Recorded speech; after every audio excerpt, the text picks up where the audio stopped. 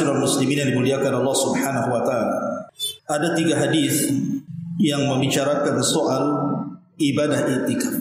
Pertama, hadis dari Ibnu Umar radhiyallahu anhuma. Dia mengatakan kana Rasulullah sallallahu alaihi wasallam ya'takifu al-ashr al-awakhir min Ramadan. Muttafaqun alaih. Adalah Nabi sallallahu alaihi wasallam beliau melakukan i'tikaf di 10 malam terakhir bulan Ramadan. Kemudian hadis yang kedua, hadis dari Aisyah ummul mukminin radhiyallahu anha, anna Nabiy sallallahu alaihi wasallam kana ya'takifu al-ashr al-awakhir min Ramadan hatta tawaffahu Allah taala thumma i'takafa azwajuhu min ba'dihi. Sesungguhnya Nabi sallallahu alaihi wasallam beliau beriktikaf di 10 akhir Ramadan sampai wafat. Kemudian dilanjutkan istri-istrinya setelahnya. Kemudian hadis yang ketiga, hadis dari Abi Hurairah radhiyallahu anhu yang dikeluarkan Imam Bukhari. Beliau mengatakan kana Nabi sallallahu alaihi wasallam ya'takifu fi kulli Ramadan 10 ayyam. Falamma kana al-'am alladhi qubida fihi i'takafa 20 yawman. Nabi sallallahu alaihi wasallam, kata Abu Hurairah, beriktikaf setiap bulan Ramadan itu 10 hari. Tetapi menjelang akhir wafatnya beliau beriktikaf sampai 20 hari. Hadis ini dikeluarkan oleh Imam Al-Bukhari dan banyak lagi hadis-hadis seputar i'tikaf. Ma'asyiral muslimin yang dimuliakan Allah Subhanahu wa taala, dari sini kita tahu bahwa i'tikaf itu adalah ibadah syar'iyyah, ibadah yang disyariatkan di dalam Islam. Bahkan itu kebiasaan Nabi sallallahu alaihi wasallam. Bahkan sebelum Nabi sallallahu alaihi wasallam diangkat menjadi nabi dan rasul sendiri, beliau juga beriktikaf di Gua Hira. Sampai kemudian Jibril datang dan menurunkan 5 ayat pertama surah Al-Alaq yang menunjukkan diangkatnya beliau menjadi nabi. Itu sebelum diangkat jadi nabi, rasul juga suka i'tikaf. Tapi ketika itu kan belum ada masjid. Artinya belum disyariatkan di masjid karena Nabi sendiri belum diangkat jadi nabi. Tetapi kemudian setelah Nabi SAW diangkat menjadi nabi dan rasul, kemudian datang syariat i'tikaf, maka Nabi SAW selalu i'tikaf baik di bulan Ramadan atau di luar Ramadan. Jadi syariat i'tikaf itu tidak mesti di bulan Ramadan, tidak. Di luar Ramadan pun Rasul i'tikaf. Tetapi Nabi SAW mengutamakan i'tikaf itu di bulan Ramadan. Terkadang Rasul beriktikaf di awal Ramadan, terkadang Rasul iktikaf di pertengahan Ramadan, terkadang Rasul iktikaf di akhir Ramadan, dan kebanyakan iktikafnya Rasul itu di akhir Ramadan. Sebagaimana riwayat yang tadi kita baca bahwa Nabi SAW suka beriktikaf itu di 10 akhir Ramadan. Dan saking pentingnya atau saking istimewanya iktikaf ini, apabila Nabi SAW tidak bisa iktikaf di bulan Ramadan karena sebuah hal, mungkin peperangan atau mungkin perkara-perkara yang lain yang menghalangi beliau tidak bisa iktikaf di dalam Ramadan, maka terkadang beliau mengqadha'nya. Jadi beliau mengqadha' iktikaf di bulan Syawal. Ketika Nabi SAW mengqadha' sebuah ibadah, menunjukkan bahwa ibadah itu sangat istimewa. Dan di sini ada sebuah kaidah, perkara yang dilazimkan Nabi SAW dari perkara sunnah, maka itu wajib bagi hak Nabi, tapi sunnah muakkadah bagi hak umatnya. Jadi i'tikaf bagi Nabi SAW itu wajib, sama dengan qiyamul lail itu wajib bagi Nabi SAW. Maka beliau tidak pernah meninggalkan. Tetapi bagi umatnya tentu tidak wajib, menjadi sunnah muakkad. Kenapa disebut muakkad? Karena sunnah ini tidak pernah ditinggalkan Nabi SAW sampai wafatnya beliau. Bahkan setelah wafatnya istri-istri beliau pun melanjutkan i'tikaf kan. Ma'asyiral muslimin yang dimuliakan Allah Azza wa Jalla. Lalu apa sih yang mendorong kita ini i'tikaf? Apa keistimewaannya? Orang kalau tahu keistimewaannya, tahu fadilah dan keutamaannya, tentu orang terangsang untuk melakukan perbuatan. Tapi kalau orang kurang mengetahui keistimewaannya, biasanya kurang untuk melaksanakan perkara yang tidak diketahui apa keistimewaannya. Yang pertama, orang yang beriktikaf itu, iktikaf sendiri artinya adalah luzumul masjid, seseorang berdiam diri di masjid dalam rangka taqarruban ilallah, mendekatkan diri kepada Allah Azza wa Jalla. Jadi tujuan antum datang ke masjid, kemudian duduk di masjid dalam rangka beribadah itu tujuannya adalah dalam rangka mendekatkan kita kepada Allah Subhanahu wa taala. Minimalnya luangkan waktu kita untuk beritikaf, walaupun tidak full seperti itikafnya Nabi SAW, ya sejam, 2 jam, 3 jam. Minimalnya di bulan Ramadan, terutama di akhir-akhir ini, luangkan waktu kita untuk duduk di masjid. Kenapa demikian? Satu, karena masjid ini adalah tempat yang dicintai Allah Subhanahu wa taala.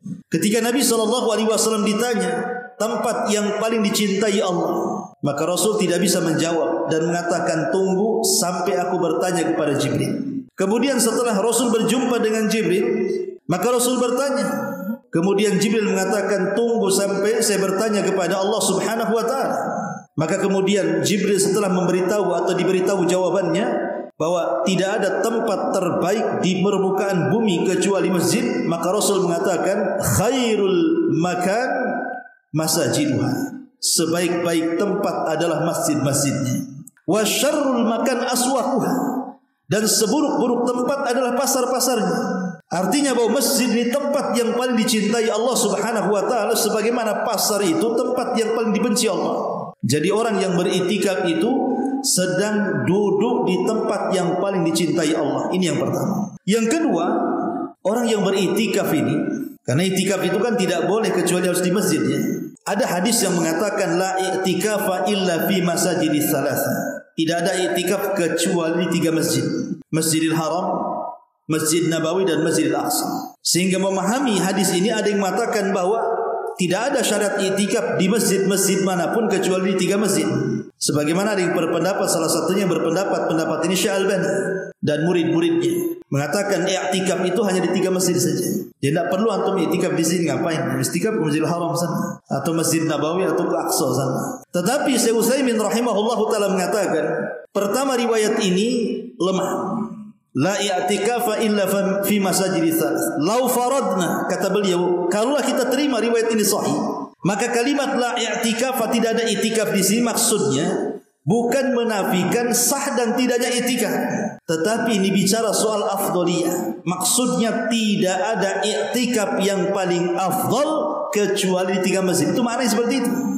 Bukan meniadakan sah dan tidaknya. Dan ini pendapat yang kuat wallahu alam, dan ini pendapat jamaahirul ulama, jumhur ulama, termasuk pendapat madzhabul arba, pendapat imam madhab yang 4, Syafi'i, Maliki, Hambali dan Hanafi, mengatakan bahwa i'tikaf disyariatkan di semua masjid berdasarkan keumuman Al-Quran, wa antum aqifuna fil masajid, dan kalian beritikaf di masjid-masjid.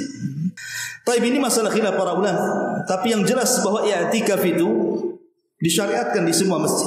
Lah, masjid ini tempat yang paling dicintai Allah Subhanahu wa taala, dan orang yang duduk di masjid hakikatnya hatinya terikat dengan masjid.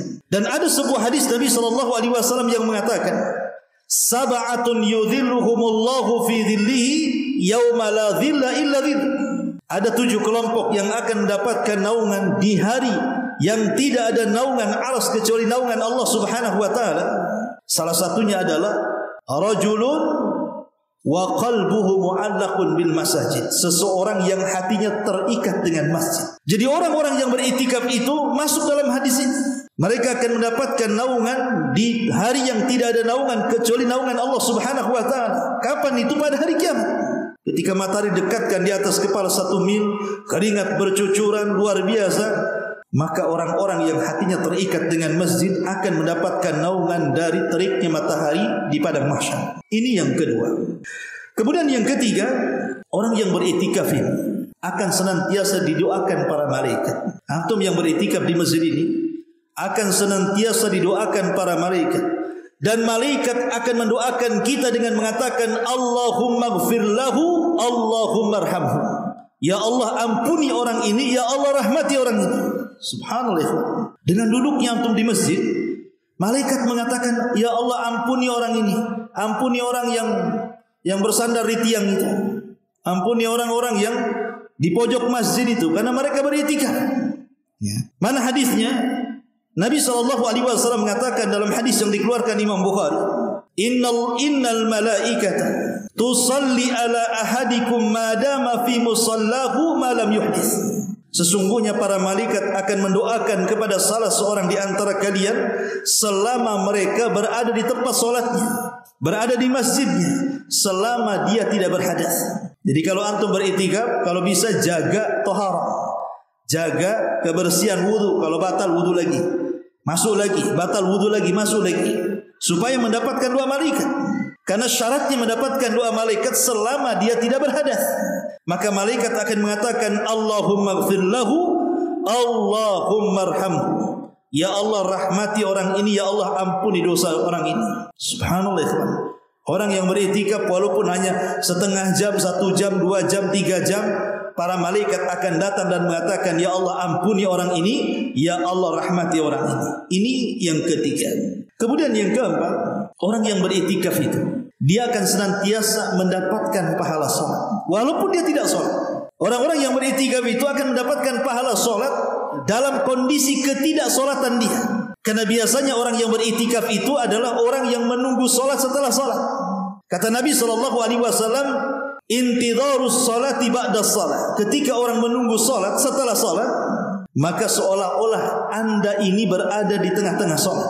Jadi mendapatkan solat, pahala solat terus, padahal kita tidak solat. Kan lumayan itu kan.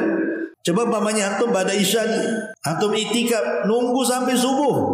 Berapa banyak waktu dari isya ke subuh, seolah-olah kita solat terus kan. Nah ini keutamaan orang yang beriktikaf itu. Ma'asyiral muslimin yang dimuliakan Allah Subhanahu wa taala, lebih daripada itu, tentu ketika kita ini mulai niat i'tikaf di salah satu masjid, harus ada tujuan, ikhwan. Antum harus punya tujuan.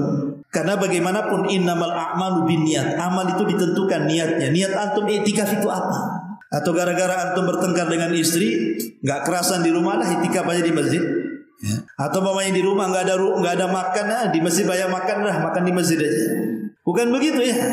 Jadi ada maqasidul i'tikaf. Ada maksud-maksud i'tikaf. Apa saja maksud i'tikaf itu? Pertama yang harus antum niatkan ketika i'tikaf adalah antum dalam rangka iqtida bin Nabi, betul-betul bercontoh Nabi SAW. Ini yang pertama. I'tikaf antum ini ingin mencontoh Nabi, karena i'tikaf sebuah ibadah. Ya. Yang kedua, taharri Lailatul Qadar. Tujuannya adalah mengejar, memburu Lailatul Qadar. Jadi tujuan antum beriktikaf itu supaya mendapatkan malam Lailatul Qadar. Dan itu memungkinkan bagi orang yang beriktikaf. Ya, ini yang kedua. Kemudian yang ketiga, al-khalwatu billah. Tujuan antum beriktikaf datang dari rumah ke masjid itu dalam rangka ingin bersendirian kita dengan Allah Subhanahu wa taala di rumahnya. Karena masjid rumah Allah. Jadi kita ingin bersendirian dengan Allah Azza wa Jalla.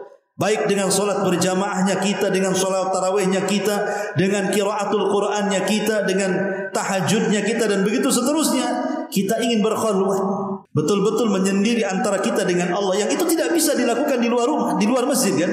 Tapi kalau di masjid memungkinkan. Kemudian juga tujuan ataupun maksud i'tikaf adalah islahul qalbi. Tujuan kita adalah untuk memperbaiki hati. Nabi SAW mengatakan, ala wa inna fil jasadi mudghah, idza saluhat saluhal jasadu kullu, wa idza fasadat fasadal jasadu kullu, ala wa hiyal qalb. Dalam badan kita itu, ikhwan, ada segumpal daging. Kalau dia baik maka memperbaiki semua badan kita. Kalau dia buruk maka memperburuk semua badan kita. Itulah hati. Kalau kita lihat kehidupan di luar masjid, ikhwan, kita lihat banyak perkara-perkara syahwat dan syubhat itu mengancam kita kan. Di luar masjid ya. Antum kalau pulang ke rumah atau mungkin di jalan-jalan, macam-macam godaan yang akan menggoda kita kan. Entah godaan-godaan itu berupa main-main, handphone, menonton TV, ataupun mungkin ya makanan, kuliner, mungkin anak, istri, teman-teman, macam-macam kan begitu. Di luar itu macam-macam godaan, baik syubhat ataupun syahwat kan. Tetapi dengan masuknya kita ke dalam masjid, maka seolah-olah kita melupakan semua syahwat dan syubhat yang ada di luar. Antum ingin menutup pintu syahwat dan syubhat itu dengan masuknya ke dalam masjid. Tujuannya lah untuk memperbaiki hati supaya jangan terkena syubhat dan syahwat di luar masjid. Makanya i'tikaf ini adalah tarbiyatun nafsi, untuk mentarbiyah jiwa. Termasuk juga tujuan i'tikaf adalah hifdzus siyam, supaya menjaga puasa kita. I'tikaf itu menjaga puasa kita. Kita loh sudah dari pagi kemudian sampai maghrib, kita menahan lapar, menahan dahaga, menahan syahwat, menahan macam-macam kan untuk mendapatkan pahala. Jangan sampai kemudian pahala yang sudah kita lelah letih dapatkan dari pagi sampai sore ini dibatalkan dengan maksiat di tengah malam kan. Maka supaya jangan kemudian pahala puasa hilang, beritikaf, karena itikaf ini akan menjauhkan kita dari dosa. Dan itu salah satu juga menjaga pahala puasa. Termasuk juga at-taqallul minal mubahat, menyedikitkan jatuh dalam perkara-perkara mubah. Perkara mubah memang tidak ada dosa, tetapi terkadang perkara mubah ini melalaikan kita sehingga terkadang bisa terjerumus kepada hal yang diharamkan. Maka dengan kita beritikaf, semua akan berubah. Bagaimanapun hawa masjid kan hawa ibadah ya kawan, sehingga kita bisa menjaga semuanya. Makanya dalam masjid itu hati kita tenang, kita bisa membaca Al-Quran, kita bisa bertobat, kita bisa qiyamul lail, dan yang lebih penting adalah menjaga waktu. Karena waktu ini akan ditanya di hadapan Allah. Wal asri innal insana lafi khusrin. Demi asar itu artinya demi masa, demi waktu. Waktu akan ditanya. Lah orang yang beritikaf ini insyaallah waktunya akan lebih bermanfaat dibandingkan orang yang tidak itikaf kan. Dan ini masuk dalam hadis Nabi SAW, khairukum man tala umruhu wa hasuna amaluhu. Sebaik-baik kalian adalah yang dipanjangkan umurnya, baik pula kemudian amalannya. Dan tentu yang terakhir, at-ta'atu al-mustamiratu lillah. Dengan i'tikaf kita bisa melakukan ketaatan yang terus-menerus. Di siangnya kita bisa berpuasa, malamnya kita gunakan beritikaf sehingga betul-betul satu hari satu malam itu kita gunakan untuk beribadah kepada Allah Subhanahu wa taala. Inilah di antara keutamaan i'tikaf. Semoga bermanfaat. Subhanaka wa bihamdika asyhadu an la ilaha illa anta astaghfiruka wa atubu ilaik. Allahu taala alam. Assalamualaikum warahmatullahi wabarakatuh.